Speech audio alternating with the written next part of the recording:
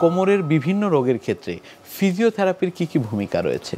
আমাদের যখন আর্লি স্টেজে কোমরের রোগ বা স্পাইনের সমস্যা থাকে, এখানে ফিজিওথেরাপির দারুণ একটা রোল আছে। যেমন অনেকেই যে সারাদিন বসে থাকে, এখানে একটা জড়তা হয় এবং দেখা যায় যে একটা মাসল স্পাজম হয়।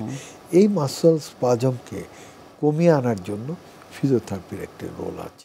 2 নম্বর হচ্ছে অনেকেরই যেমন হাড় নরম হওয়ার জন্য কিছু ব্যথা হয় এবং দেখা যায় যে ওইখানে তার হাড়গুলো অস্টিওপোরোটিক, সেজন্য তাকে কোমরের ব্যায়াম করতে হয় এবং কোমরের যেগুলা জড়তা সেখানে ফিজিওথেরাপি দিয়ে কেটে যায়।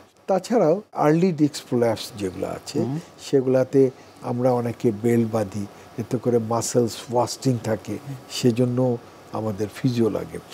আর যাদের কোমরের ডিস্কও প্রবলেম যদি হয় এবং কোমরে যদি আর্থ্রাইটিসগত যদি প্রবলেম হয়, তখন দেখা যায় যে আমাদের কোমরের যে মাসলস আছে এগুলো ওয়াস্টেড হয় এবং দুর্বল হয়।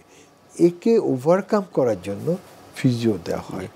আর কিছু ফিজিও সিস্টেম আছে যেগুলো অ্যাজ এ হোল কোমরের ব্যথাগুলোকে কমিয়ে আনে।